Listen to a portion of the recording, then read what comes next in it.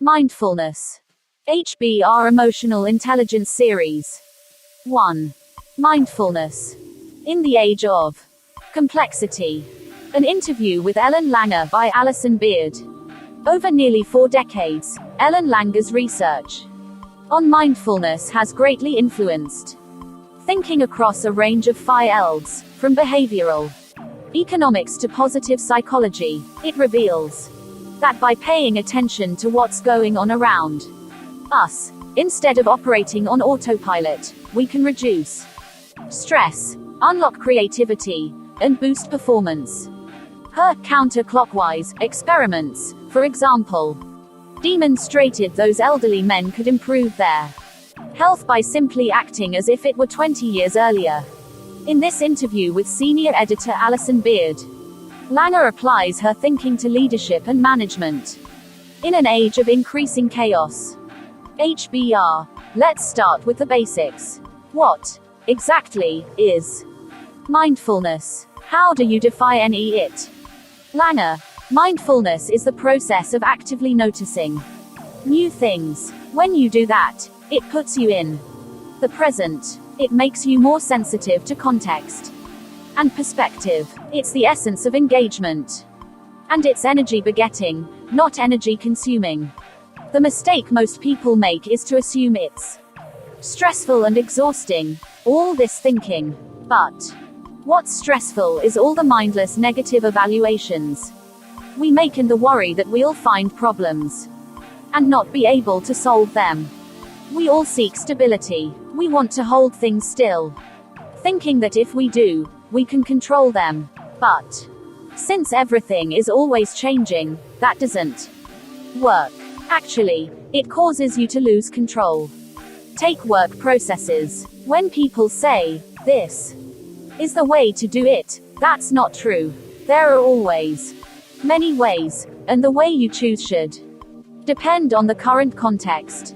You can't solve today's problems with yesterday's solutions. So when someone says, "Learn this so it's second nature," let a bell go off in your head, because that means mindlessness. The rules you were given were the rules that worked for the person who created them, and the more different you are from that person, the worse they're going to work for you. When you're mindful, rules, routines, and goals guide you. They don't govern you. What are some of the specific benefits of being more mindful, according to your research? Better performance. For one, we did a study with symphony musicians, who, it turns out, are bored to death. They're playing the same pieces over and over again, and yet it's a high-status job that they can't easily walk away from. So, we had groups of them perform. Some were told to replicate a previous performance they'd liked, that is, to play pretty mindlessly. Others were told to make their individual performance new in subtle ways, to play mindfully. Remember, this wasn't jazz, so the changes were very subtle indeed. But when we played recordings of the symphonies for people who knew nothing about the study, they overwhelmingly preferred the mindfully played pieces. So here we had a group performance where everybody was doing their own thing, and it was better. There's this view that if you let everyone do their own thing, chaos will reign. When people are doing their own thing in a rebellious way, yes, it might. But if everyone is working in the same context and is fully present, there's no reason why you shouldn't get a superior coordinated performance. There are many other advantages to mindfulness. It's easier to pay attention. You remember more of what you've done. You're more creative. You're able to take advantage of opportunities when they present themselves. You avert the danger not yet arisen. You like people better, and people like you better, because you're less evaluative. You're more charismatic. The idea of procrastination and regret can go away, because if you know why you're doing something, you don't take yourself to task for not doing something else. If you're fully present when you Decide to prioritize this task or work at this FI room.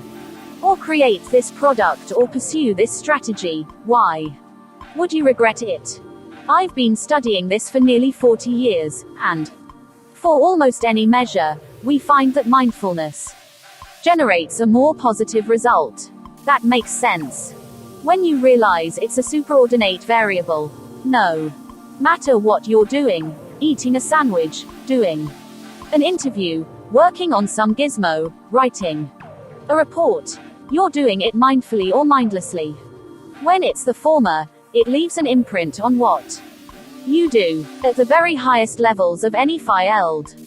Fortune 50 CEOs, the most impressive artists and musicians, the top athletes, the best teachers and mechanics, you'll find mindful people, because that's the only way to get there.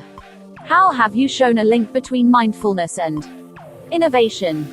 With Gabriel Hammond, a graduate student, I ran a study where we asked participants to come up with new uses for products that had failed. We primed one group for mindlessness by telling them how the product had fallen short of its original intended use. To cite a famous example from 3M, a failed glue, we primed the other for mindfulness by simply describing the product's properties. A substance that adheres for only a short amount of time. Of course, the most creative ideas for new uses came from the second group. I'm an artist as well as a researcher, writer, and consultant. Each activity informs the others for me, and I got the idea to study mindfulness and mistakes when I was painting. I looked up and saw I was using ochre when I'd meant to use magenta. So, I started trying to fix it. But then I realized I'd made the decision to use magenta only seconds before. People do this all the time. You start with uncertainty. You make a decision, and if you make a mistake, it's a calamity. But the path you were following was just a decision. You can change it at any time, and maybe an alternative will turn out better. When you're mindful, mistakes become friends. How does being mindful make someone more charismatic? We've shown this in a few studies. An early one was with magazine salespeople. The mindful ones sold more and were rated as more likable by buyers. More recently, we've looked at the bind that women executives face if they act in strong, stereotypically masculine ways. They're seen as bitchy. But if they act feminine, they're seen as weak and not leadership material. So, we asked two groups of women to give persuasive speeches. One group was told to act masculine, the other to act feminine. Then half of each group was instructed to give their speech mindfully, and we found that audiences preferred the mindful speakers, regardless of what gender role they were playing out. And mindfulness also makes you less judgmental about others. Yes, we all have a tendency to mindlessly pigeonhole people. He's rigid, she's impulsive. But when you freeze someone in that way, you don't get the chance to enjoy a relationship with them or use their talents. Mindfulness helps you to appreciate why people behave the way they do. It makes sense to them at the time, or else they wouldn't do it. We did a study in which we asked people to rate their own character traits, the things they would most like to change and the things they most valued about themselves, and we found a big irony. The traits that people valued tended to be positive versions of the ones they wanted to change. So the reason I personally can't stop being impulsive is that I value being spontaneous. That means if you want to change my behavior, you'll have to persuade me not to like spontaneity. But chances are that when you see me from this proper perspective, spontaneous rather than impulsive, you won't want to change me. Mindful management.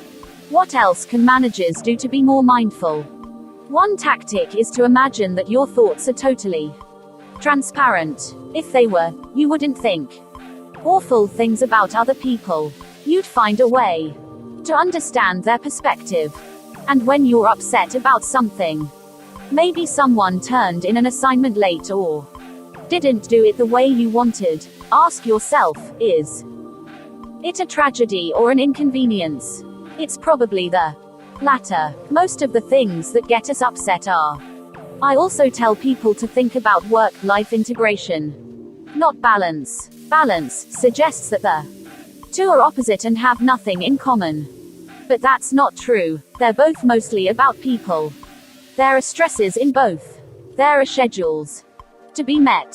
If you keep them separate, you don't learn to transfer what you do successfully in one domain to the other. When we're mindful, we realize that categories are person constructed and don't limit us. Remember, too, that stress is not a function of events. It's a function of the view you take of events. You think a particular thing is going to happen and that when it does, it's going to be awful. But prediction is an illusion. We can't know what's going to happen. So give yourself 5 reasons you won't lose the job. Then think of 5 reasons why, if you did, it would be an advantage, new opportunities, more time with family, etc. Now you've gone from thinking it's definitely going to happen to thinking maybe it will, and even if it does, you'll be okay. If you feel overwhelmed by your responsibilities, use the same approach. Question the belief that you're the only one who can do it, that there's only one way to do it, and that the company will collapse if you don't do it. When you open your views to be mindful, the stress just dissipates. Mindfulness helps you realize that there are no positive or negative outcomes. There's A, B, C, D, and more, each with its challenges and opportunities. Give me some scenarios, and I'll explain how mindfulness helps. I'm the leader of a team in dissent. People are arguing vehemently for different strategies, and I have to decide on one. There's an old story about 2 people coming before a judge. One guy tells his side of the story, and the judge says, "That's right." The other guy tells his side of the story, and the judge says, "That's right." They say, "We can't both be right." And the judge says, "That's right. We have this mindless notion to settle disputes with a choice between this way or that way, or a compromise. But win-win solutions can almost always be sought. Instead of letting people lock into their positions, go back and open it up. Have opponents play the debate from the other side so that they realize there are good arguments either way. Then find a way for both of them to be right. I'm an executive with lots of commitments who's facing a personal crisis. If I couldn't do this interview because I was having a problem at home, I would say, "Alison, I hope you'll forgive me, but my mind is elsewhere right now because I'm having this crisis." And you might say, "Oh, no, I had a crisis last week. It's okay, I understand." And then, when the crisis was over, we could come back to what we were doing, but with a whole new relationship, which would set us up for all sorts of good things in the future. I'm a boss giving a review to an underperforming employee. Make clear that the evaluation is your perspective, not a universal one, which opens up the dialogue. Let's say a student or a worker adds 1 and 1 and gets 1. The teacher or employer can just say wrong, or he can try to figure out how the person got to 1. Then the worker says, "If you add 1 wad of chewing gum to another wad, 1 plus 1 equals 1. Now the boss has learned something. As a leader, you can walk around as if you're God and get everybody to quiver. But then you're not going to learn anything, because they're not going to tell you, and you're going to be lonely and unhappy. It doesn't have to be lonely at the top. You can be there and be open How do you create a more mindful organization? When I'm doing consulting work with companies, I usually start by showing everyone how mindless they are and what they're missing as a result. You can be mindless only if two conditions are met. You've found the very best way of doing things, and nothing changes. Of course, those conditions can't be met. So, if you're going to work, you should be there and notice things. Then I explain that there are alternative ways of getting anywhere. And in fact, you can't even be sure that the destination you've chosen is ultimately where you'll want to be. Everything looks different from different perspectives. I tell leaders they should make not knowing okay. I don't know. You don't know. Nobody knows. Rather than acting like they know, so everyone else pretends they know, which leads to all sorts of discomfort and anxiety. Eliminate zero accident policies. If you have a zero accident policy, you're going to have a maximum lying policy. Get people to ask, why? What are the benefits of doing it this way versus another way? When you do that, everyone relaxes a little, and you're all better able to see and take advantage of opportunities. I was working with a nursing home years ago, and a nurse walked in, complaining that one of the residents didn't want to go to the dining room. She wanted to stay in her room and eat peanut butter. So, I butted in and said, "What's wrong with that?" Her answer was, "What if everybody wants to do it?" And I said, "Well, if everybody did it, you'd save a lot of money on food. But, more seriously, it would tell you something about how the food is being prepared or served. If it's only one person occasionally, what's the big deal? If it happens all the time, there's an opportunity here." I imagine you don't like checklists. The first time you go through a checklist, it's fine. But after that, most people tend to do it mindlessly. So, in aviation you have flaps up, throttle open, anti-ice off. But if snow is coming and the anti-ice is off, the plane crashes. Checklists aren't bad if they require qualitative information to be obtained in that moment. For example, please note the weather conditions. Based on these conditions, should the anti-ice be on or off? Or, how is the patient's skin color different from yesterday? If you ask questions that encourage mindfulness, you bring people into the present and you're more likely to avoid an accident. Mindful, qualitative comments help in interpersonal relationships. Too, by the way, if you're giving a compliment, "You look great," is not nearly as effective as something like, "Your eyes are sparkling today." To say that, you have to be there, and people will recognize and appreciate it. Mindfulness and focus. The business environment has changed a lot since you began studying mindfulness. It's more complex and uncertain. We have new data and analysis coming at us all the time. So, mindfulness becomes more important for navigating the chaos, but the chaos makes it a lot harder to be mindful. I think chaos is a perception. People say that there's too much information, and I would say that there's no more information now than there was before. The difference is that people believe they have to know it, that the more information they have, the better the product is going to be and the more money the company is going to make. I don't think it depends as much on the amount of information someone has as on the way it's taken in.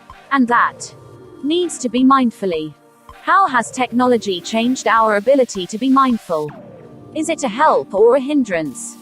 Again, one can bring mindfulness to anything. We've studied multitasking and found that if you're open and keep the boundaries loose, it can be an advantage. The information from one thing can help you with another. I think what we should do is learn from the way technology is fun and compelling and build that into our work. HBR recently published an article on the importance of focus, in which the author, Daniel Goleman, talks about the need for both exploration and exploitation. How do you balance mindfulness, constantly looking for the new, with the ability to buckle down and get things done? Vigilance, or very focused attention, is probably mindless. If I'm racing through the woods on horseback, watching the branches so that I don't get hit in the face, I might miss the boulder on the ground. So then my horse stumbles and I'm thrown off. But I don't think that's what Dan means by focus. What you want is a soft openness to be attentive to the things you're doing, but not single-minded, because then you're missing other opportunities.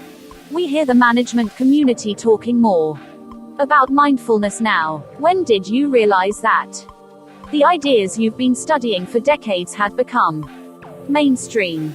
I was at a party, and two different people came up to me and said, "Your mindfulness is everywhere." Of course, I just saw a new film that starts with someone going around Harvard Square asking people what mindfulness is, and nobody knows. So, there's still a lot of work to do. What are you working on next? The Langer Mindfulness Institute works in 3 arenas: health, aging, and the workplace.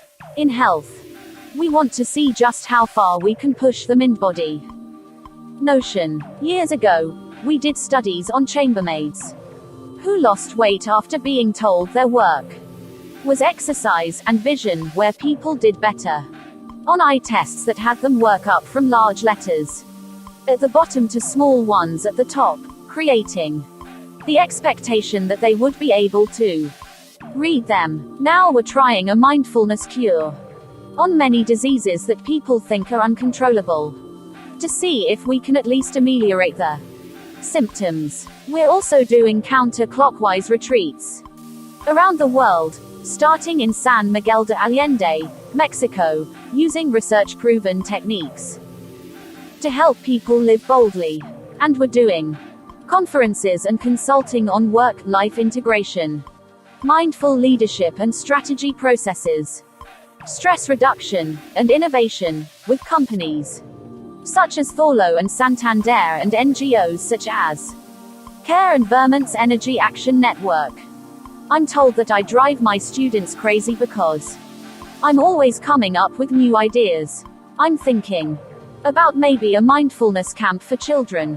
1 exercise might be to take a group of 20 kids and keep dividing them into subsets: male, female, younger, older, dark hair, light hair, wearing black, not wearing black, until they realize that everyone is unique. As I've said for 30 years, the best way to decrease prejudice is to increase discrimination. We would also play games and midway through mix up the teams. Or maybe we'd give each child a chance to rewrite the rules of the game, so it becomes clear that performance is only a reflection of one's ability under certain circumstances. You know, if they allowed 3 serves in tennis, I would be a much better player. What's the one thing about mindfulness you'd like every executive to remember? It's going to sound corny, but I believe it fully. Life consists only of moments, nothing more than that. So, if you make the moment matter, it all matters. You can be mindful, you can be mindless. You can win, you can lose. The worst case is to be mindless and lose. So, when you're doing anything, be mindful. Notice new things, make it meaningful to you, and you'll prosper. Ellen Langer, PhD, is a professor of psychology at Harvard University and founder of the Langer Mindfulness Institute. Alison Beard is a senior editor at Harvard Business Review.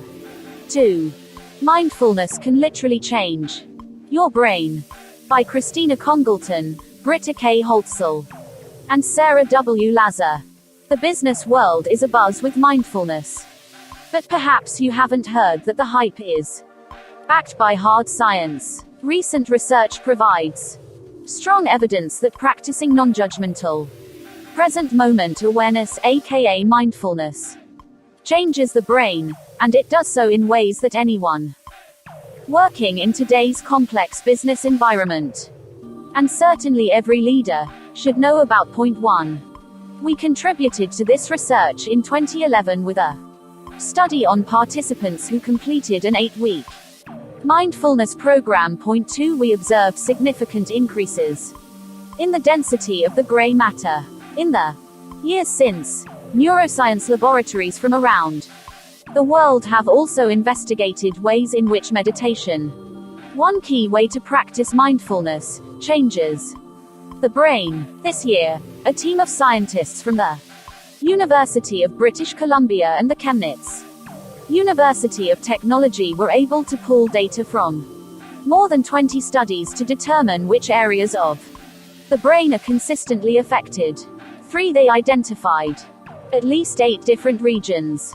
Here we will focus on 2 that we believe to be of particular interest to business professionals. The first is the anterior cingulate cortex, ACC, a structure located deep inside the forehead, behind the brain's frontal lobe. The ACC is associated with self-regulation, meaning the ability to purposefully direct attention and behavior, suppress inappropriate knee-jerk responses, and switch strategies flexibly. 4. People with damage to the ACC show impulsivity and unchecked aggression, and those with impaired connections between this and other brain regions perform poorly on tests of mental flexibility.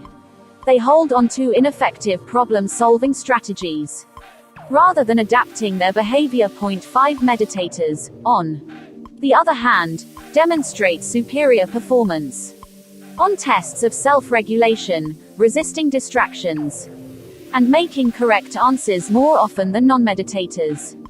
6. They also show more activity in the ACC than non-meditators. Point 7. In addition to self-regulation, the ACC is associated with learning from past experience to support optimal decision-making. Point 8. Scientists point out that the ACC may be particularly important in the face of uncertain and fast-changing conditions. The second brain region we want to highlight is the hippocampus, a region that showed increased amounts of gray matter in the brains of our 2011 mindfulness program participants. This seahorse-shaped area is buried inside the temple on each side of the brain and is part of the limbic system, a set of inner structures associated with emotion and memory. It is covered in receptors for the stress hormone cortisol, and studies have shown that it can be damaged by chronic stress, contributing to a harmful spiral in the body. Point 9. Indeed, people with stress-related disorders like depression and PTSD tend to have a smaller hippocampus. Point 10. All of this points to the importance of this brain area in resilience, another key skill in the current high-demand business world. These findings are just the beginning of the story. Neuroscientists have also shown that practicing mindfulness affects brain areas related to perception, body awareness, pain tolerance, emotion regulation, introspection, complex thinking, and sense of self. While more research is needed to document these changes over time and to understand underlying mechanisms, the converging evidence is compelling. Mindfulness should no longer be considered a nice to have for executives. It's a must have, a way to keep our brains healthy, to support self-regulation and effective decision-making capabilities, and to protect ourselves from toxic stress. It can be integrated into one's religious or spiritual life or practiced. Mindfulness can literally change your brain. As a form of secular mental training. When we take a seat, take a breath, and commit to being mindful, particularly when we gather with others who are doing the same, we have the potential to be changed.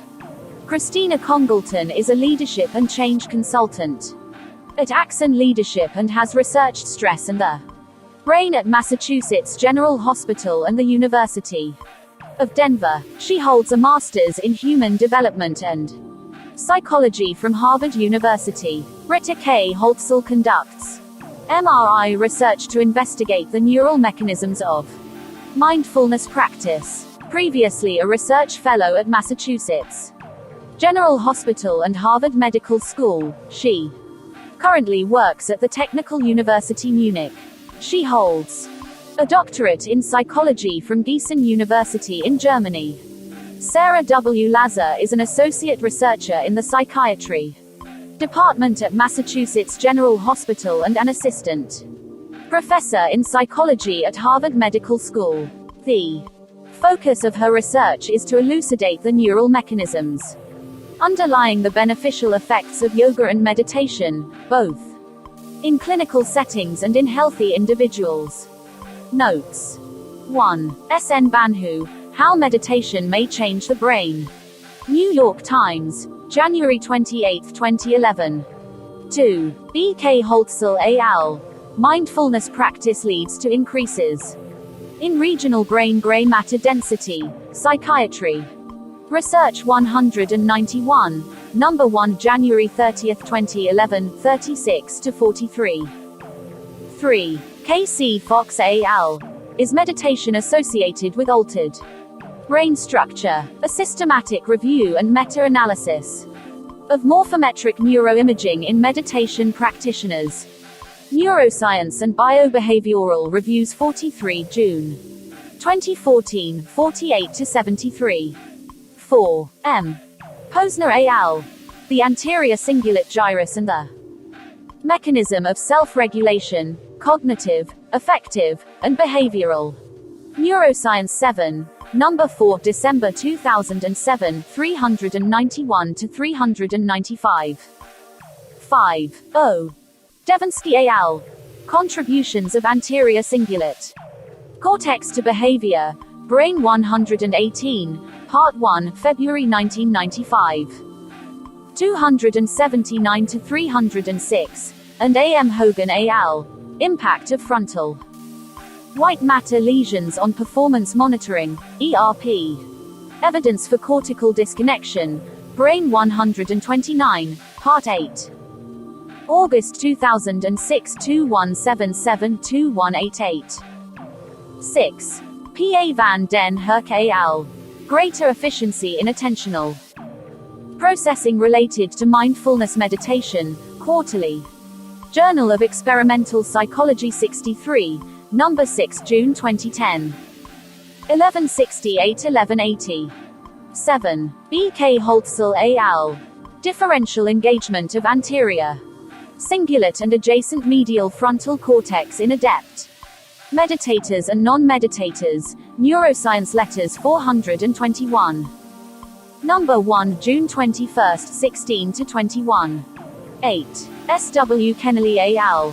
Optimal Decision-Making and the Anterior Cingulate Cortex, Nature Neuroscience 9. June 18, 2006, 940-947. 9. B. S. McEwen and P. J. Jarnaros. Stress and Allostasis. Induced Brain Plasticity, Annual Review of Medicine 62. February 2011, 431-445. 10. Y. I. Shaline, Neuroimaging Studies of Mood Disorder. Effects on the Brain. Biological Psychiatry 54, Number 3.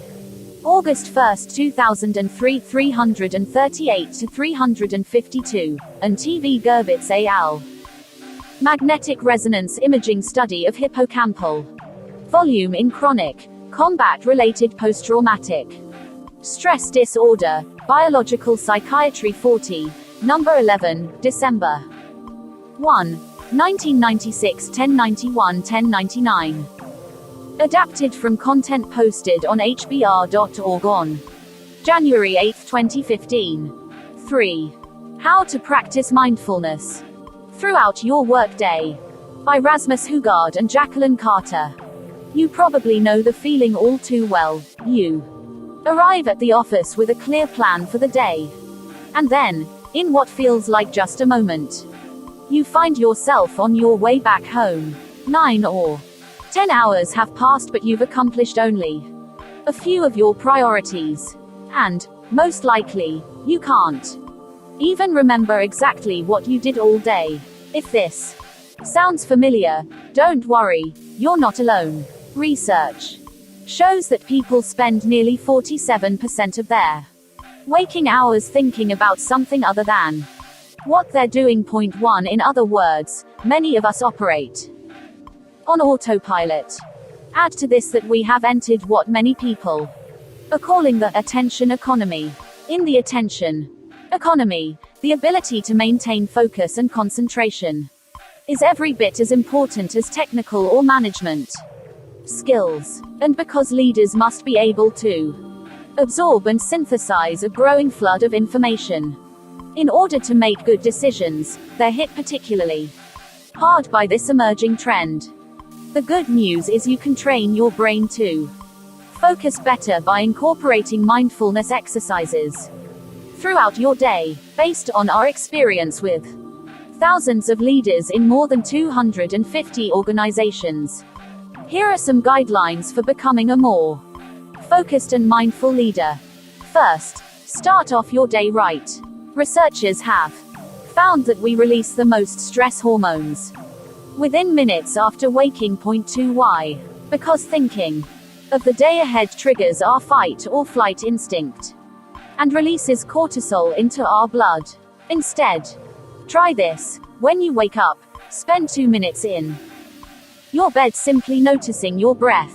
As thoughts about the day pop into your mind, let them go and return to your breath.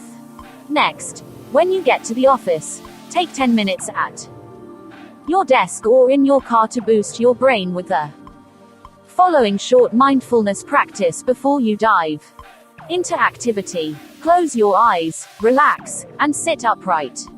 Place your full focus on your breath. Simply maintain an ongoing flow of attention on the experience of your breathing. Inhale, exhale, inhale, exhale. 2. Help your focus stay on your breathing. Count silently at each exhalation. Anytime you find your mind distracted, simply release the distraction by returning your focus to your breath. Most important, allow yourself to enjoy these minutes. Throughout the rest of the day, other people and competing urgencies will fight for your attention, but for these 10 minutes, your attention is all your own. Once you finish this practice and get ready to start working, mindfulness can help increase your effectiveness. 2 skills defy any: a mindful mind, focus, and awareness. Focus is the ability to concentrate on what you're doing in the moment, while awareness is the ability to recognize and release unnecessary distractions as they arise. Understand that mindfulness is not just a sedentary practice, it is about developing a sharp, clear mind, and mindfulness in action is a great alternative to the illusory practice of multitasking. Mindful working means applying focus and awareness to everything you do from the moment you enter the office. Focus on the task at hand, and recognize and release internal and external distractions as they arise. In this way, mindfulness helps increase effectiveness, decrease mistakes, and even enhance creativity. To better understand the power of focus and awareness, consider an affliction that touches nearly all of us: email addiction. Emails have a way of seducing our attention and redirecting it to lower priority tasks. Because completing small, quickly accomplished tasks releases dopamine, a pleasurable hormone, in our brains. This release makes us addicted to email and compromises our concentration. Instead, apply mindfulness when opening your inbox. Focus on what is important and maintain awareness of what is merely noise. To get a better start to your day, avoid checking your email first thing in the morning. Doing So will help you sidestep an onslaught of distractions and short-term problems during a time of day that holds the potential for exceptional focus and creativity. As the day moves on and the inevitable back-to-back meetings start, mindfulness can help you lead shorter, more effective meetings. To avoid entering a meeting with a wandering mind, take 2 minutes to practice mindfulness, which you can do en route. Even better, let the first 2 minutes of the meeting be silent, allowing everybody to arrive both physically and mentally. Then, if possible, end the meeting 5 minutes before the hour to allow all participants a mindful transition to the next appointment. As the day progresses and your brain starts to tire, mindfulness can help you stay sharp and avoid poor decisions. After lunch, set a timer on your phone to ring every hour. When the timer rings, cease your current activity and do 1 minute of mindfulness practice. These mindful performance breaks will help keep you from resorting to autopilot and lapsing into action addiction. Finally, as the day comes to an end and you start your commute home, apply mindfulness. For at least 10 minutes of the commute, turn off your phone, shut off the radio, and simply be. Let go of any thoughts that arise. Attend to your breath. Doing so will allow you to let go of the stresses of the day so you can return home and be fully present with your family. Mindfulness is not about living life in slow motion. It's about enhancing focus and awareness both in work and in life.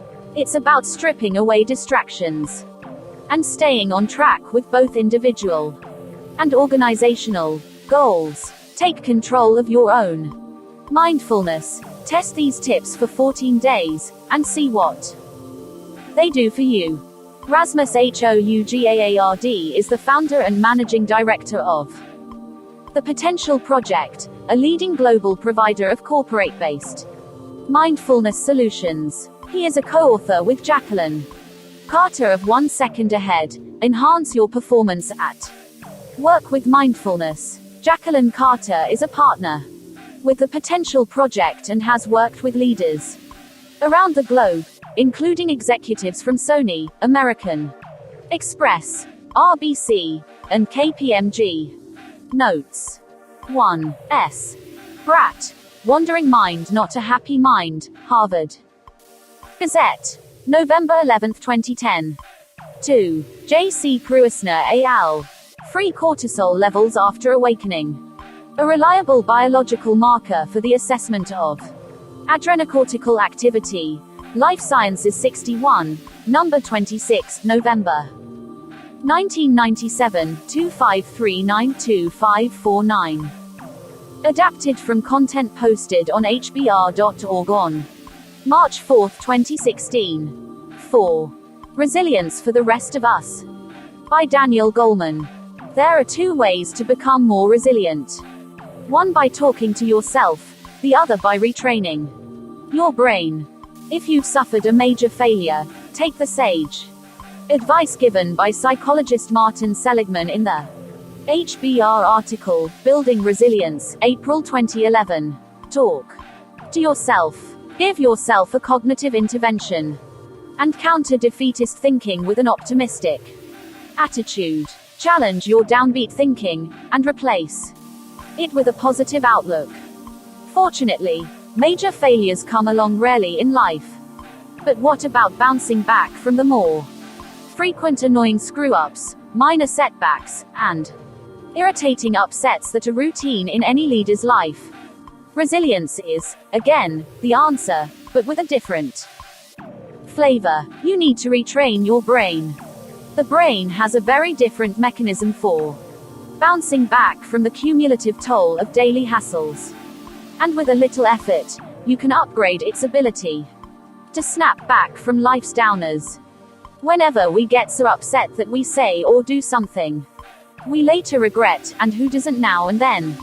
That's a sure sign that our amygdala, the brain's radar for danger and the trigger for the fight or flight response, has hijacked the brain's executive centers. In the prefrontal cortex, the neural key to resilience lies in how quickly we recover from that hijacked state. The circuitry that brings us back to full energy and focus after an amygdala hijack concentrates in the left side of our prefrontal area, says Richard Davidson, a neuroscientist at the University of Wisconsin.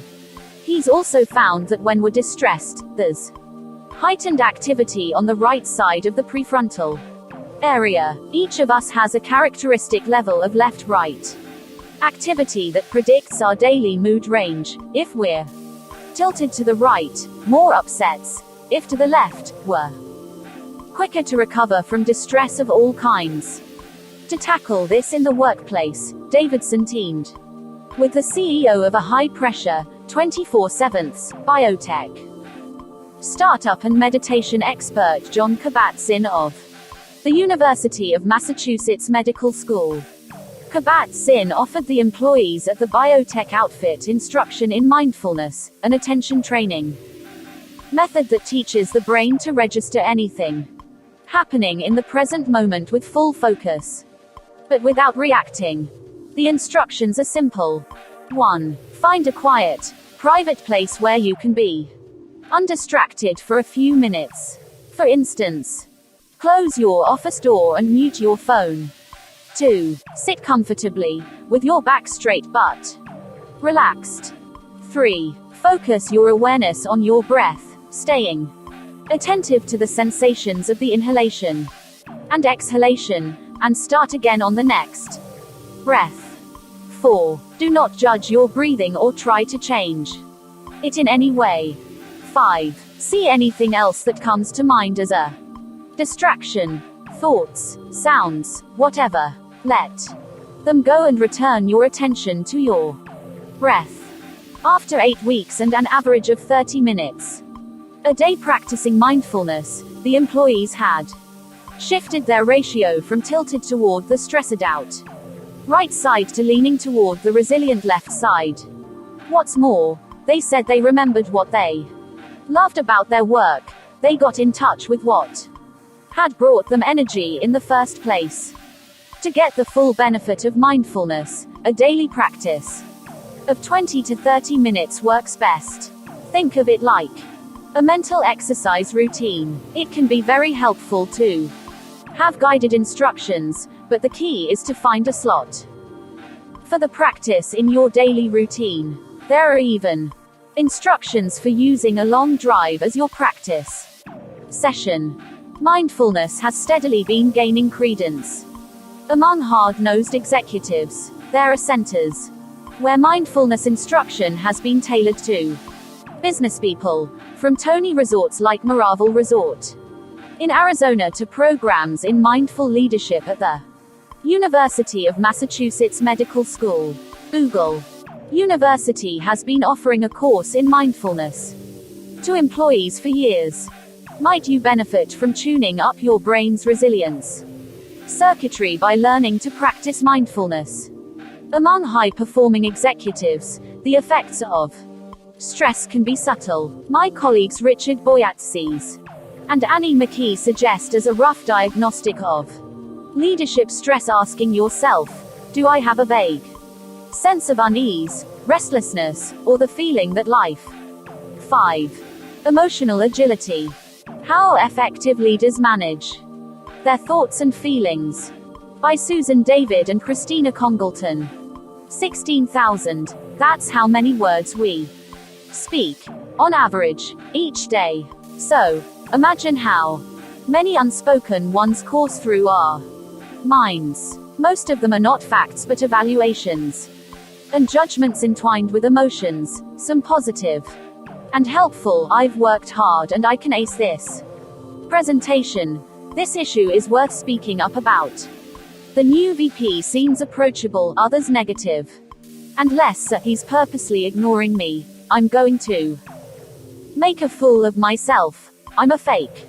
The prevailing wisdom says that difficult thoughts and feelings have no place at the office. Executives, and particularly leaders, should be either stoic or cheerful. They must project confidence and damp down any negativity bubbling up inside them. But that goes against basic biology. All healthy human beings have an inner stream of thoughts and feelings that include criticism, doubt, and fear. That's just our minds doing the job they were designed to do, trying to anticipate and solve problems and avoid potential pitfalls. In our people strategy consulting practice advising companies around the world, we see leaders stumble not because they have undesirable thoughts and feelings, that's inevitable, but because they get hooked by them, like fish caught on a line. This happens in one of two ways. They buy into the thoughts, treating them like facts. It was the same in my last job. I've been a failure my whole career and avoid situations that evoke them. I'm not going to take on that new challenge. Or, usually at the behest of their supporters, they challenge the existence of the thoughts and try to rationalize them away. I shouldn't have thoughts like this. I know I'm not a total failure. And perhaps force themselves into similar situations, even when those go against their core values and goals. Take on that new assignment. You've got to get over this. In either case, they are paying too much attention to their internal chatter and allowing it to sap important cognitive resources that could be put to better use. This is a common problem, often perpetuated by popular self-management strategies. We regularly see executives with recurring emotional challenges at work, anxiety about priorities, jealousy of others' success, fear of rejection, distress over perceived slights, who have devised techniques to 5x them. Positive affirmations, prioritized to-do lists, immersion in certain tasks. But when we ask how long the challenges have persisted, the answer might be 10 years, 20 years, or since childhood. Clearly, those techniques don't work. In fact, ample research shows that attempting to minimize or ignore thoughts and emotions serves only to amplify them. In a famous study led by the late Daniel Wegner, a Harvard professor, participants who were told to avoid thinking about white bears had trouble doing so. Later, when the ban was lifted, they thought about white bears much more than the control group did. Anyone who has dreamed of chocolate cake and French fries while following a strict diet understands this phenomenon. Effective leaders don't buy into or try to suppress their inner experiences. Instead, they approach them in a mindful, values-driven, and productive way, developing what we call emotional agility. In our complex, fast-changing knowledge economy, this ability to manage one's thoughts and feelings is essential to business success. Numerous studies from the University of London Professor Frank Bond and others show that emotional agility can help people alleviate stress, reduce errors, become more innovative, and improve job performance. We've worked with leaders in various industries to build this critical skill, and here we offer 4 practices, adapted from acceptance and commitment therapy (ACT), originally developed by the University of Nevada psychologist Stephen C. Hayes, that are designed to help you do the same. Recognize your patterns, label your thoughts and emotions, accept them, and act on your values. Fish on a line. Let's start with 2 case studies. Cynthia is a senior corporate lawyer with 2 young children.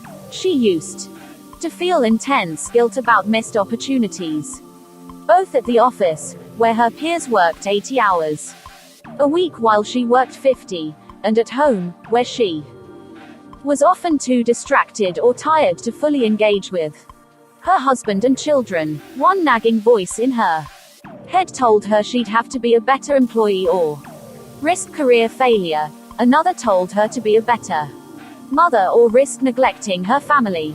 Cynthia wished that at least one of the voices would shut up.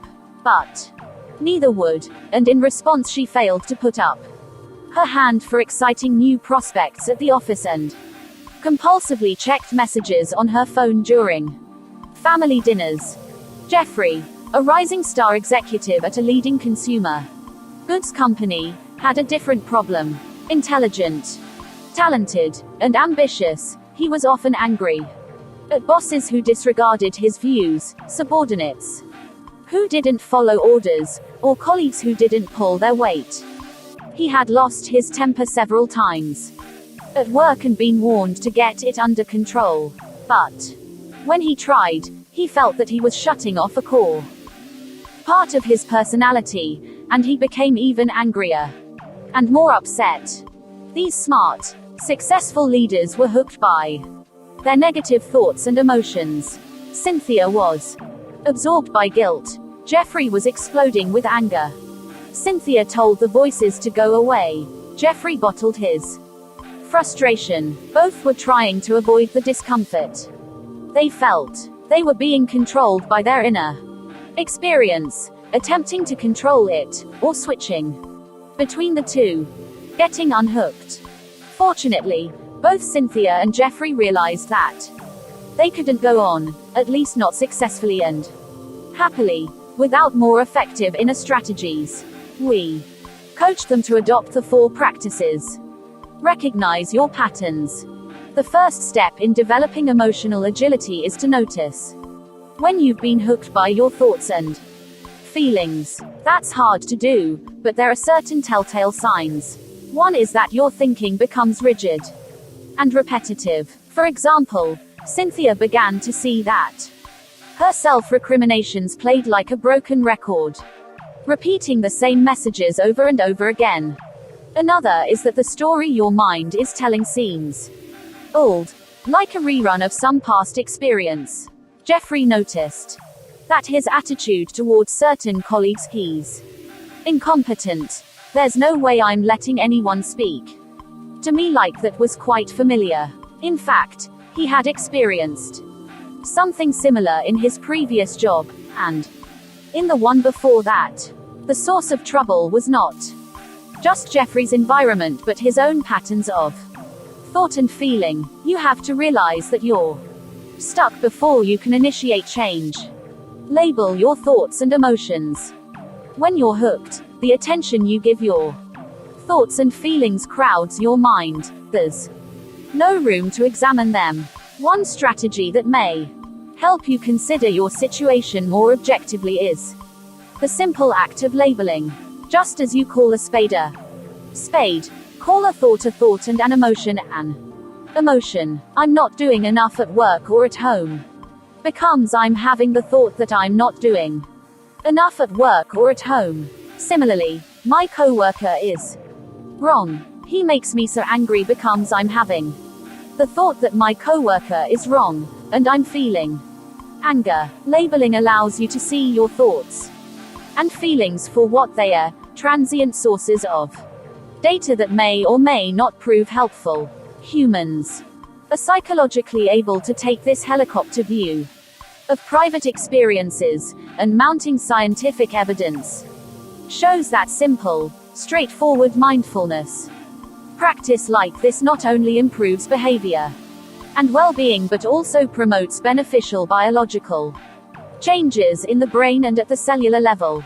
As Cynthia started to slow down and label her thoughts, the criticisms that had once pressed in on her like a dense fog became more like clouds passing through a blue sky. Accept them. The opposite of control is acceptance, not acting on every thought or resigning yourself to negativity, but responding to your ideas and emotions with an open attitude, paying attention to them and letting yourself experience them. Take 10 deep breaths and notice what's happening in the moment. This can bring relief, but it won't necessarily make you feel good. In fact, you may realize just how upset you really are. The important thing is to show yourself and others some compassion and examine the reality of the situation. What's going on, both internally and externally? When Jeffrey acknowledged and made room for his feelings of frustration and anger rather than rejecting them, quashing them, or taking them out on others. He began to notice their energetic quality. They were a signal that something important was at stake and that he needed to take productive action. Instead of yelling at people, he could make a clear request of a colleague or move swiftly on a pressing issue. The more Jeffrey accepted his anger and brought his curiosity to it, the more it seemed to support rather than undermine his leadership. Act on your values. When you unhook yourself from your difficult thoughts and emotions, you expand your choices. You can decide to act in a way that aligns with your values. We encourage leaders to focus on the concept of workability. Is your response going to serve you and your organization in the long term as well as the short term? Will it help you steer others in a direction that furthers your collective purpose? Are you taking a step toward being the leader you most want to be and living the life you most want to live? The mind's thought stream flows endlessly, and emotions change like the weather, but values can be called on at any time, in any situation. What are your values? This list is drawn from the Personal Values Card Sort 2001, developed by W.R. Miller, J. Seedbacher, D.B. Matthews, and P.L. Wilborn, of the University of New Mexico. You can use it to quickly identify the values you hold that might inform a challenging situation at work. When you next make a decision, ask yourself whether it is consistent with these values: accuracy, achievement, authority, autonomy, caring, challenge, comfort, compassion, contribution, cooperation, courtesy, creativity, dependability, duty, family, forgiveness, friendship, fun, generosity, genuineness, growth, health, helpfulness, honesty, humility, humor, justice, knowledge, leisure, mastery, moderation, nonconformity, openness, order, passion, popularity, power, purpose, rationality, realism, responsibility, risk, safety, self-knowledge, service, simplicity, stability, tolerance, tradition, wealth. When Cynthia considered her values, she recognized how deeply committed she was to both her family and her work.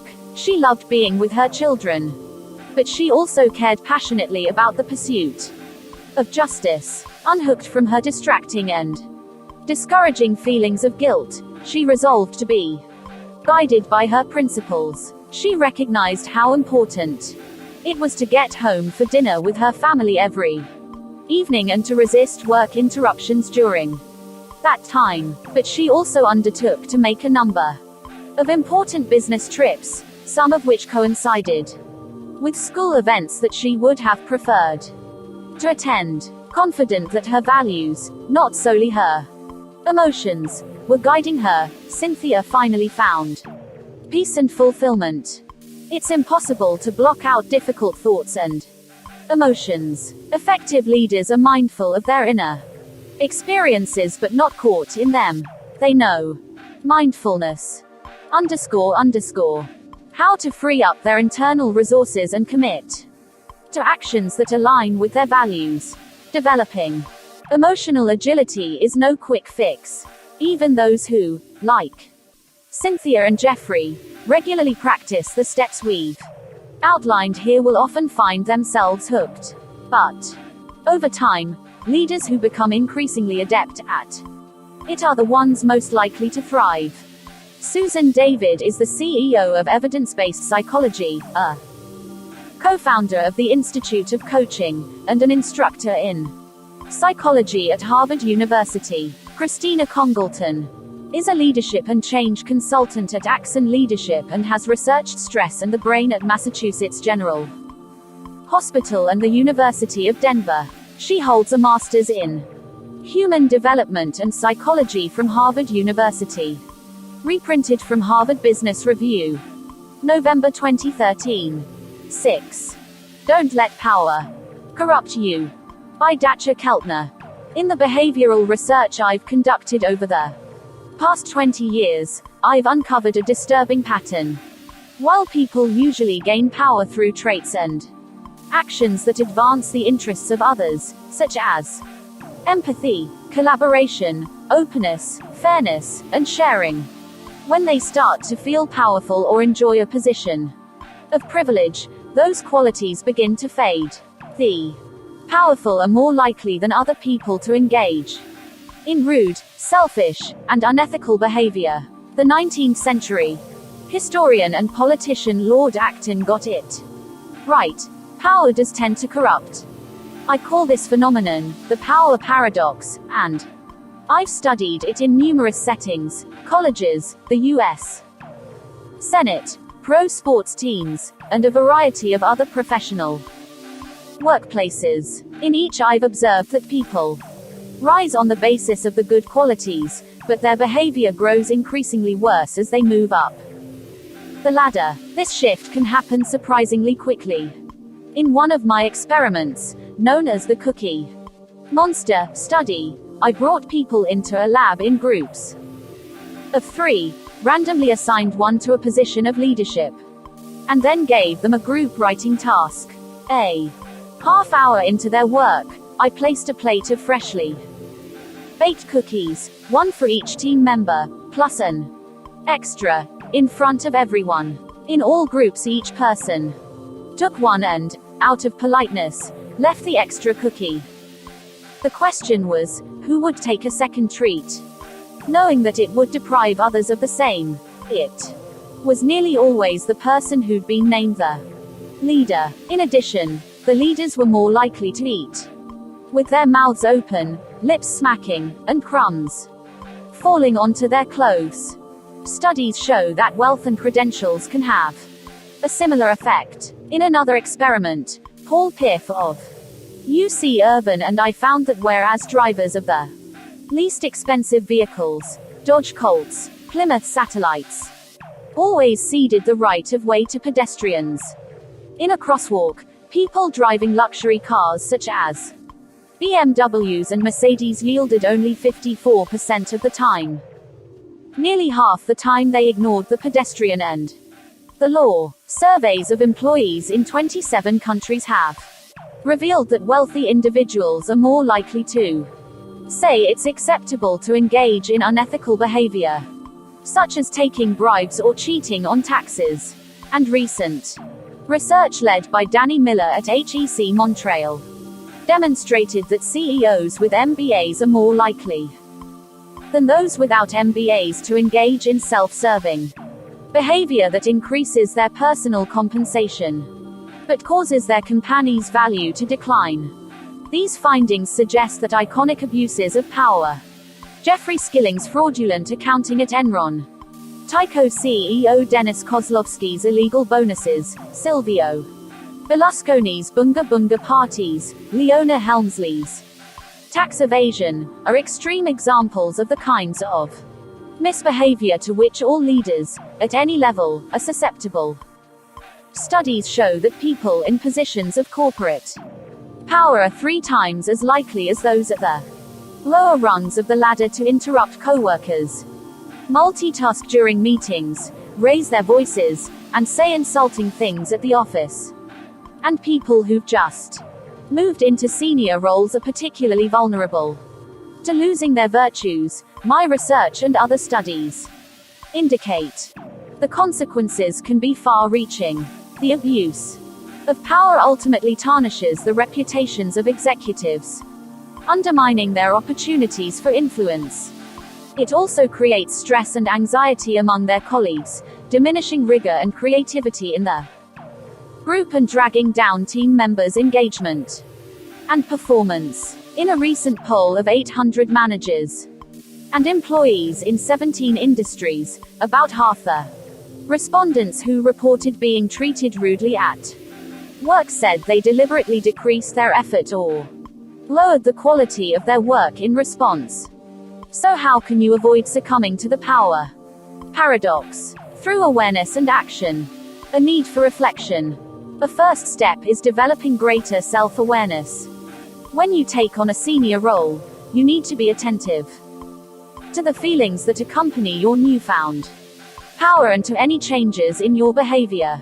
My research has shown that power puts us into something like a manic state, making us feel expansive, energized, omnipotent, hungry for rewards, and immune to risk, which opens us up to rash, rude, and unethical actions. But new studies in neuroscience find that simply by reflecting on those thoughts and emotions, hey, I'm feeling as if I should rule the world right now, we can engage regions of our frontal lobes that help us keep our worst impulses in check. When we recognize and label feelings of joy and confidence, we're less likely to make irrational decisions inspired by them. When we acknowledge feelings of frustration, perhaps because subordinates aren't behaving the way we want, we're less likely to respond in adversarial or confrontational ways. You can build this kind of self-awareness through everyday mindfulness practices. One approach starts with sitting in a comfortable and quiet place, breathing deeply, and concentrating on the feeling of inhaling and exhaling, physical sensations, or sounds or sights in your environment. Studies show that spending just a few minutes a day on such exercises gives people greater focus and calm, and for that reason, techniques for them are now taught in training programs at companies like Google, Facebook, Aetna, General Mills, Ford, and Goldman Sachs. It's also important to reflect on your demeanor and actions. Are you interrupting people? Do you check your phone when others are talking? Have you told a joke or story that embarrassed or humiliated someone else? Do you swear at the office? Have you ever taken sole credit for a group effort?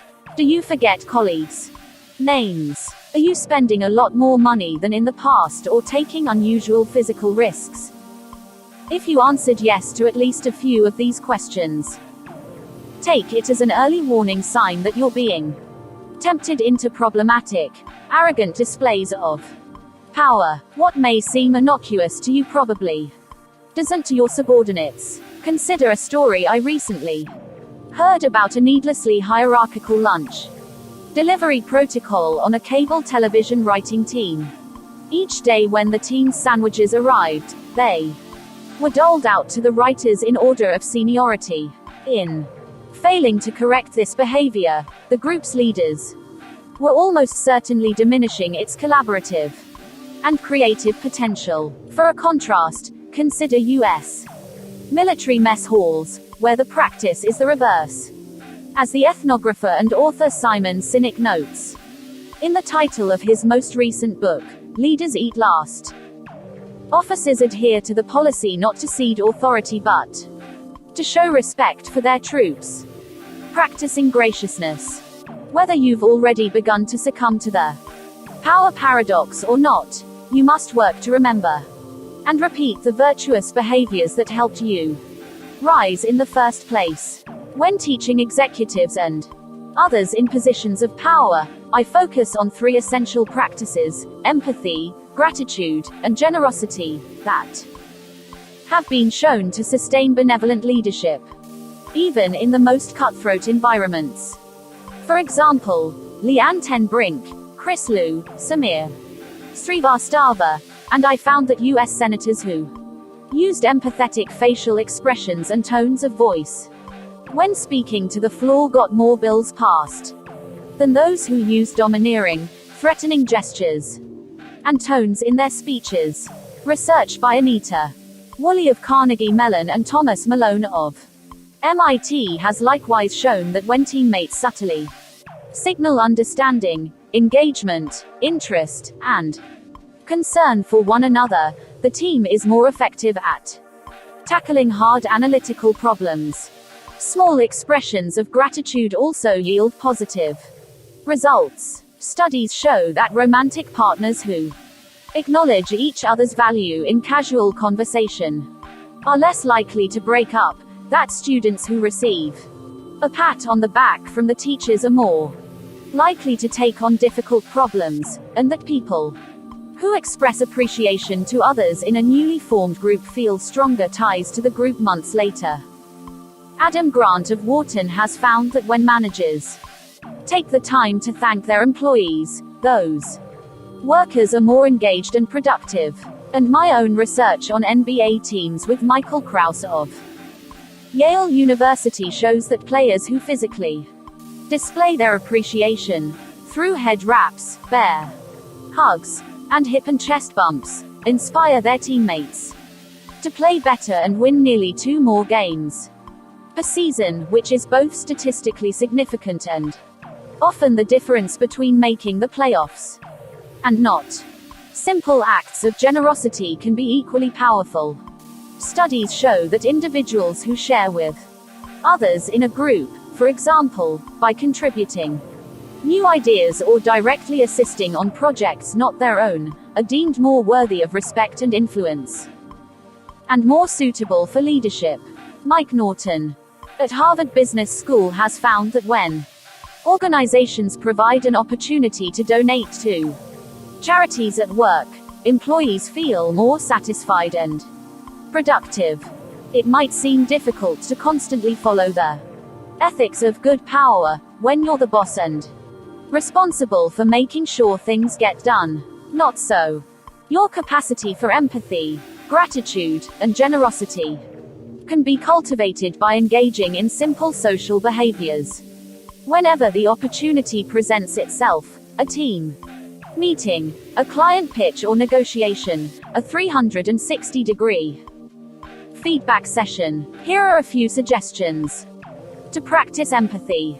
Ask a great question or two in every interaction, and paraphrase important points that others make. Listen with gusto. Orient your body and eyes toward the person speaking, and convey interest and engagement vocally. When someone comes to you with a problem, signal concern with phrases such as, "I'm sorry," and "That's really tough." Avoid rushing to judgment and advice. Before meetings, take a moment to think about the person you'll be with and what is happening in his or her life.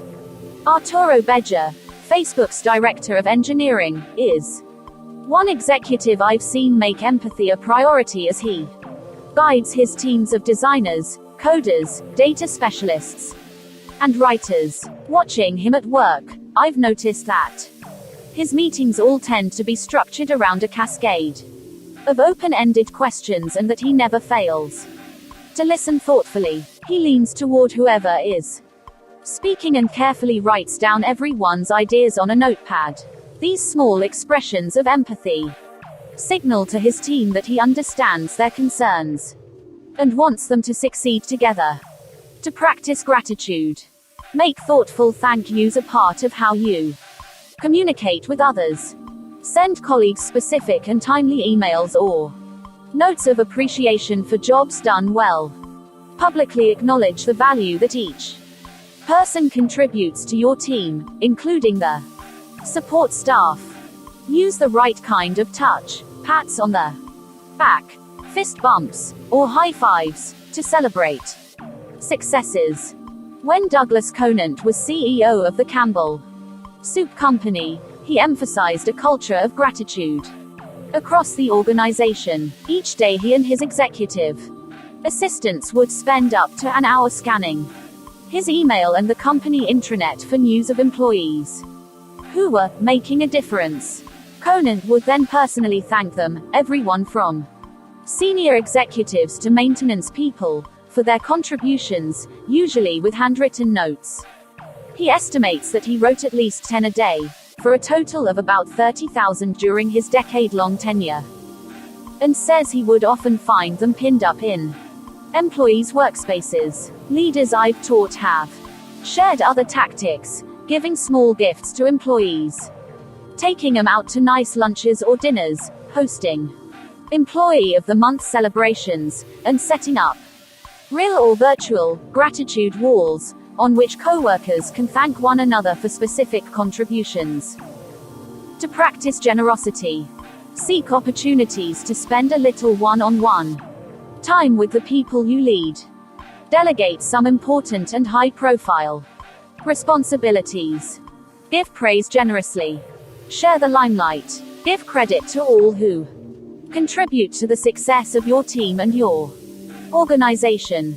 Pixar director Pete Docter is a master of this last practice. When I first started working with him on the movie Inside Out, I was curious about a cinematic marvel he'd created 5 years before, the montage at the start of the film Up, which shows the protagonist, Carl, meeting and falling in love with a girl, Ellie, enjoying a long married life with her, and then watching her succumb to illness.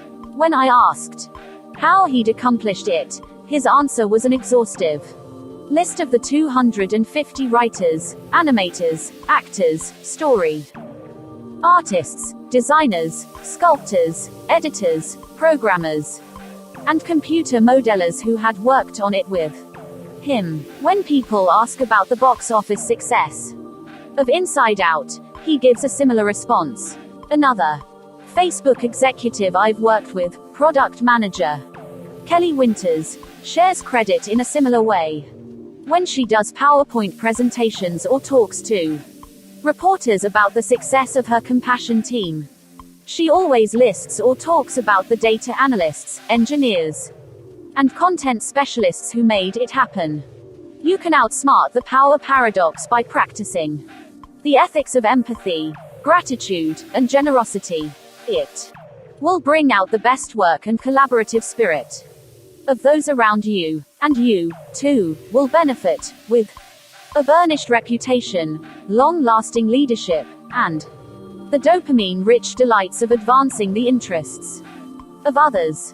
Dachherkeltner is a professor of psychology at the University of California, Berkeley, and the faculty director of the Greater Good Science Center. Reprinted from Harvard Business Review. October 2016. 7. Mindfulness. For people who are too busy to meditate. By Maria Gonzalez. Mindfulness has become almost a buzzword. But what is it, really?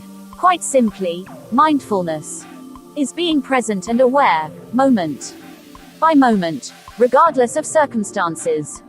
For instance, researchers have found that practicing mindfulness can reprogram the brain to be more rational and less emotional when faced with a decision. Meditators who practiced mindfulness showed increased activity in the posterior insula of the brain, an area linked to rational decision making. This allowed them to make decisions based more on fact than emotion. This is good news since other research has found that reasoning is actually suffused with emotion. The two are inseparable. What's more, our positive and negative feelings about people, things, and ideas arise much more rapidly than our conscious thoughts. In a matter of milliseconds, we push threatening information away and hold friendly information close. We apply fight or flight reflexes, not only to predators, but also to data itself. There are specific techniques that you can practice to help you reap the benefits of mindfulness.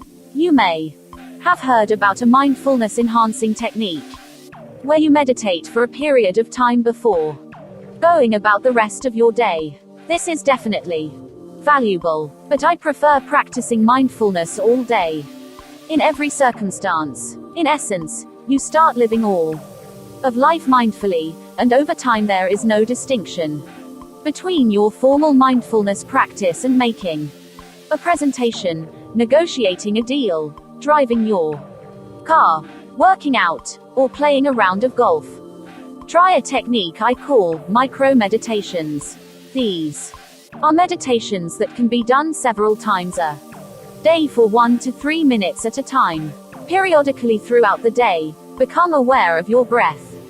It could be when you feel yourself getting stressed, or overwhelmed, with too much to do and too little time, or perhaps when you notice yourself becoming increasingly distracted and agitated.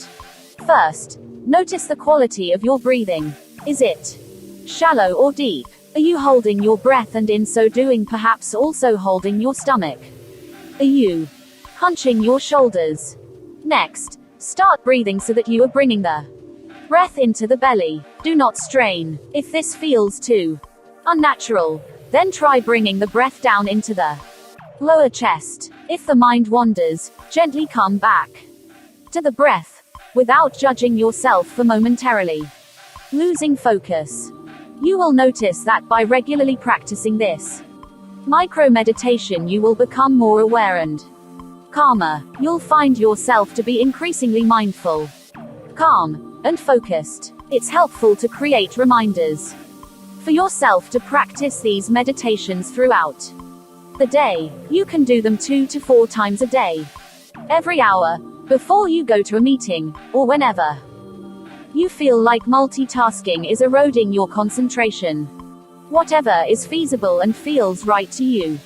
Micro-meditations can put you back on track and help you develop your mindfulness muscle. A second technique I use is one I call mindfulness in action. Instead of adding a new routine to your day, just experience your day a little differently by paying attention in a particular way, for seconds at a time. For instance, if you've ever been in a meeting and suddenly noticed that you missed what was just said because you were somewhere else for the last few minutes, chances are you weren't being mindful. Maybe you were thinking about your next meeting, everything on your to-do list, or an incoming text. Or perhaps you just zoned out. This is incredibly common. Unfortunately, not being present in this way can cause misunderstandings, missed opportunities, and wasted time. The next time you're in a meeting, try to do nothing but listen for seconds at a time. This is harder than it sounds, but with practice you will be able to listen continuously, without a break in concentration. Whenever you notice that your mind has wandered, come right back to listening to the voice of the person who is speaking. You may have to redirect your attention dozens of times in a single meeting. It's extremely common. Always bring yourself back gently and with patience. You are training the mind to be right here, right now. These techniques can, as I've said, rewire the brain. As a result, 3 critical things happen.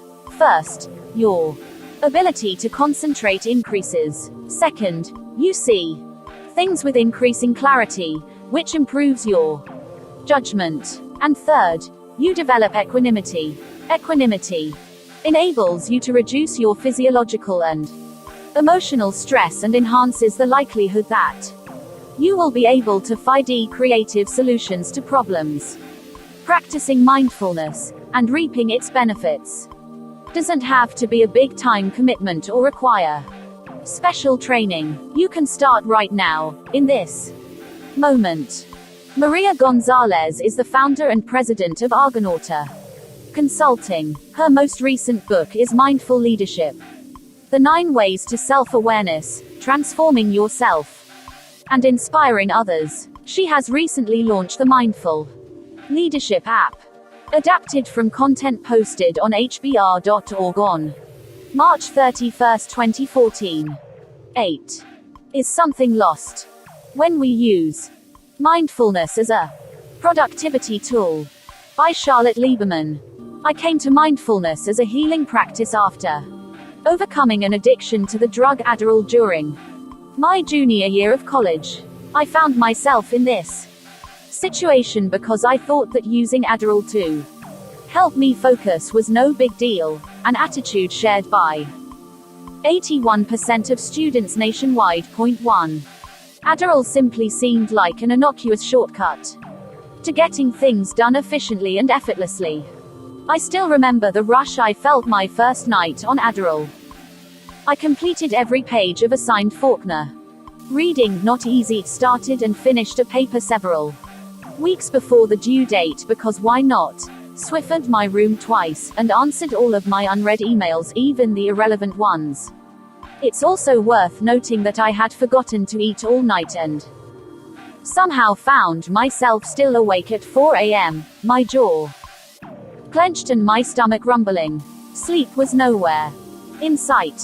What I saw initially as a shortcut to more focus and productivity ultimately turned out instead to be a long detour towards self-destruction. Rather than thinking of focus as the byproduct of my own power and capability, I looked outside of myself, thinking that a pill would solve my problems. Long story short, I eventually came to grips with my problem, got off the drug, and found an antidote to my crippling self-doubt: meditation, particularly mindfulness or vipassana meditation. So to me, it's somewhat ironic that mindfulness has taken the media by storm precisely because of its scientifically proven benefits for focus and productivity. 2. And it's not just because I came to mindfulness as a way of healing from the fallout of the amount of pressure I put on myself to be productive. While mindfulness is not a little blue pill, it's starting to be thought of as a kind of shortcut to focus and productivity. Not unlike a morning coffee, a wisdom tradition associated with personal growth and insight is now being absorbed by our culture as a tool for career development and efficiency. But should mindfulness really be used to attain a particular goal? Is it okay to think of a practice that's all about being as just another tool for doing? Companies seem to think so. Given the mindfulness buzz, it's no surprise that corporate mindfulness programs are proliferating across the country. Google offers search inside yourself classes that teach mindfulness meditation at work, as celebrated in the recent book Mindful Work by David Gels. Corporations like Goldman Sachs, HBO, Deutsche Bank, Target, and Bank of America tout the productivity-related benefits of meditation to their employees. The world of professional athletics, most recently the NFL, too, has drawn attention to the achievement-oriented underpinnings of the mainstream mindfulness movement. The 2015 Wall Street Journal article that explored the Seattle Seahawks' success in the 2014 Super Bowl explained that the team's secret weapon was its willingness to work with a sports psychologist who teaches mindfulness. Seahawks assistant head coach Tom Cable went so far as to describe the team as incredibly mindful. This article was written in January, a month before the Seahawks lost the 2015 Super Bowl. In the wake of the defeat, I heard several conversations among acquaintances and family members, all of whom were sports fans and were non-meditating but aware of meditation, in which they expressed skepticism about the power of meditation for focus and success. I mean, how much can we embrace mindfulness as a tool for success if a team famous for meditating lost the Super Bowl? Still a lot, I think.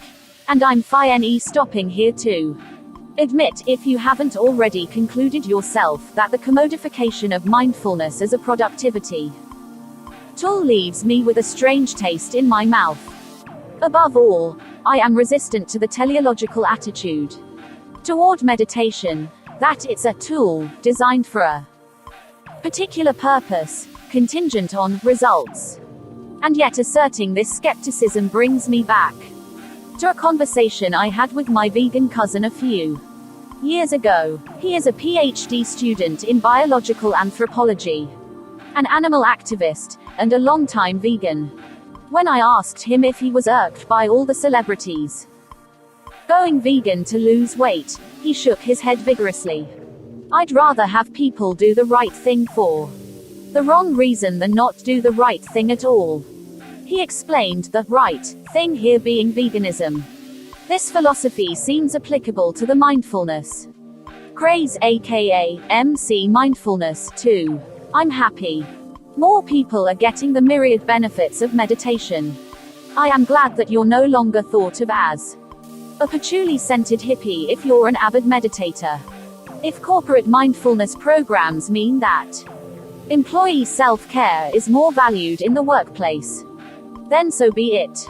But I also think there's room to consider an alternative way of talking about meditation, especially when it comes to how we relate to our work.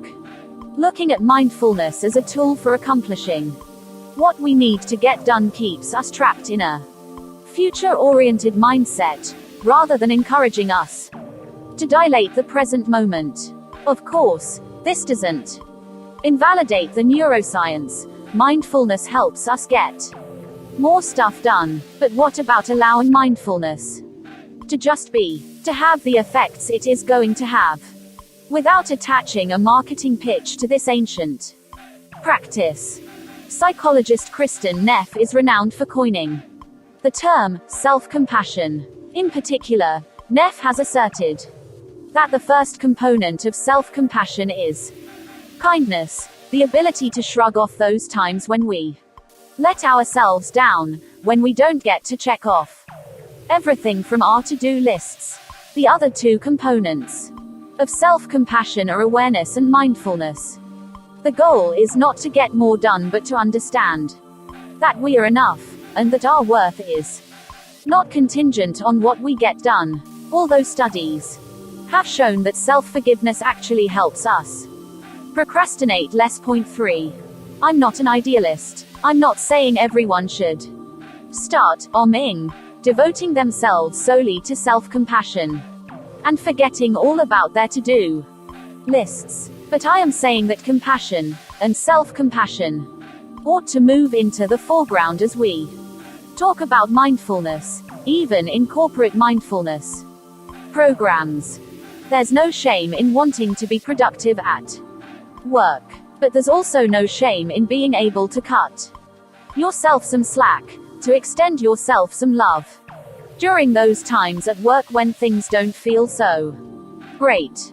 Charlotte Lieberman is a New York-based writer and editor. Notes. 1. A.D. DeSantis and A.C. Hain. Adderall is definitely not a drug. Justify cations for the illegal use of ADHD stimulants. Substance Use and Misuse 45, number 1-2, 2010.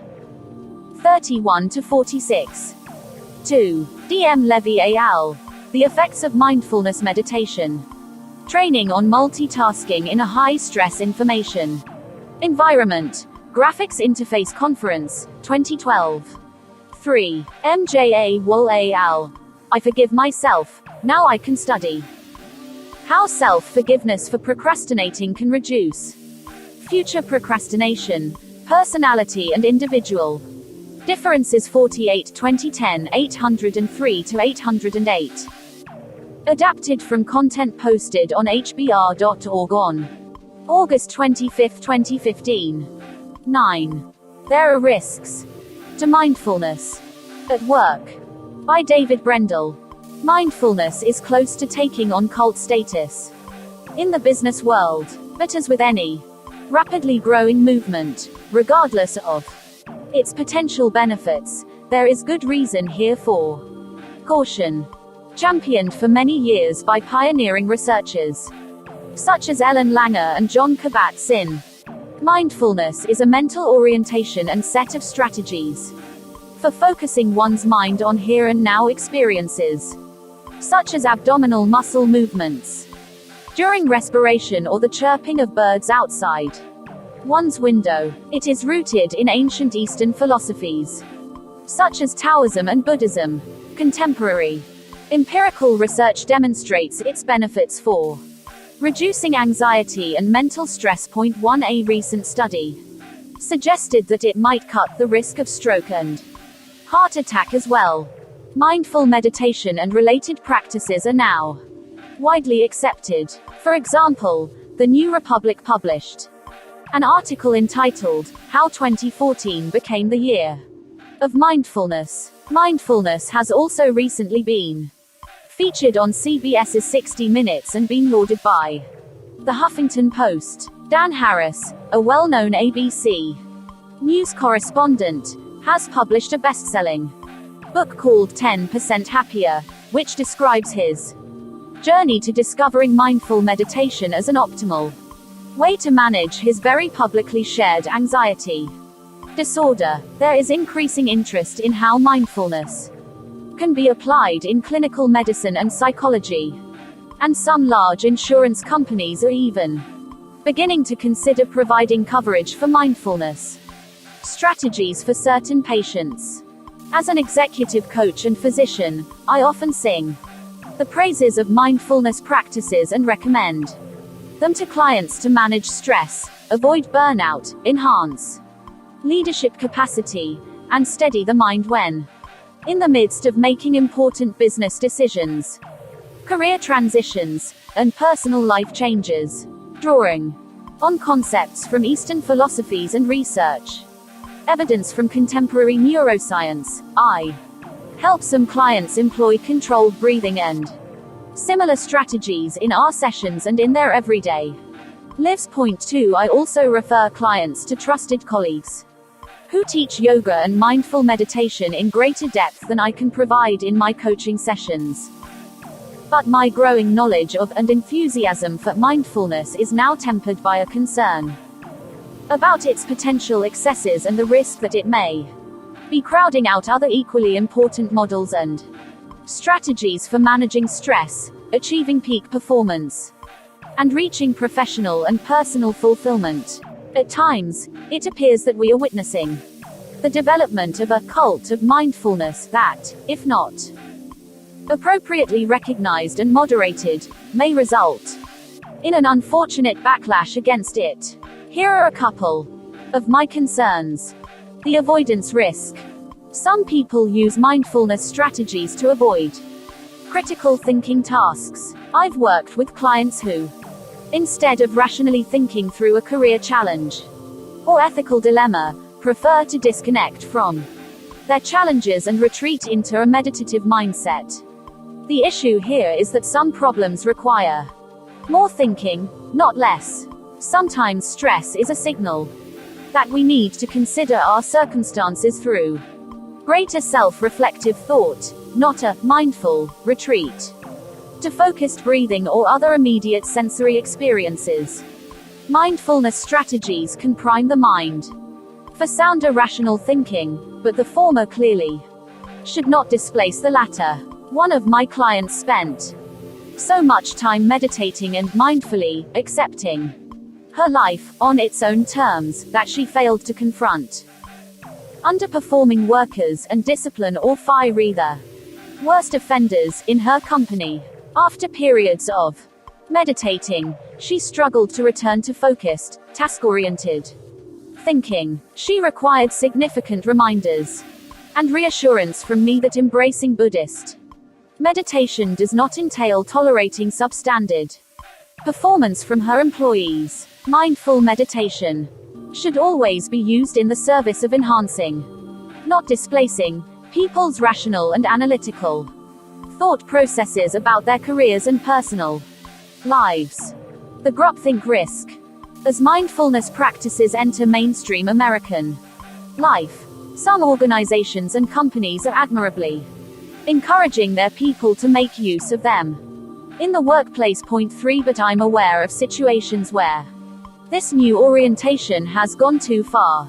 In one case, the director of a business unit in a financial services corporation required his direct reports to participate several times per week in a 10 to 15 minute mindfulness session that involved controlled breathing and guided imagery. Many participants came to dread the exercise. Some of them felt extremely awkward and uncomfortable, believing that mindfulness practices should be done in private. The very exercise that was supposed to reduce their work-related stress actually had increased it. The practice continued for weeks, until several members of the group finally gathered the courage to tell the group leader that they would strongly prefer the daily exercises be optional, with impunity for non-participants. Mindfulness is rooted in a philosophy and psychology of self-efficacy and proactive self-care. Imposing it on people in a top-down manner degrades the practice and the people who might benefit from using it of their own volition. That mindfulness has emerged as a major cultural phenomenon on the contemporary American scene, and in the business world in particular, can be good news for people dealing with stress, burnout, and other realities of the modern workplace. But mindfulness practices need to be incorporated as one among many self-chosen strategies for people aiming to cope with stress, think effectively, make sound decisions, and achieve fulfillment. Mindfulness practices should be used to enhance our rational and ethical thinking processes, not limit or displace them. And mindfulness practices should never be imposed on people, especially in the workplace. At its very core, mindfulness will be a huge step forward for Western culture if it stays focused on creating opportunities for individuals to discover their own personalized strategies for taming anxieties, managing stress, optimizing work performance, and reaching happiness and fulfillment. David Brendel is an executive coach, leadership development specialist, and psychiatrist based in Boston. He is founder and director of Leading Minds Executive Coaching, and a co-founder of Strategy of Mind, a leadership development and coaching company. Notes. 1. Jay Corliss, mindfulness meditation may ease anxiety, mental stress. Harvard Health Blog, January 8, 2014. 2. M. Bime, This Is Your Brain on Mindfulness, Shamhala. Sunday, July 2011, 44-84, and Relaxation Techniques. Breath control helps quell errant stress response. Harvard Health Publications, January 2015. 3. A. Huffington, Mindfulness, Meditation, Wellness and Their Connection to Corporate America's Bottom Line. Huffington Post, March 18, 2013. Adapted from content posted on hbr.org on February 11, 2015. We hope you enjoyed this book. From Harvard Business Review. Thanks for listening. Remember to subscribe and also click on the bell icon to receive immediate notification of new content.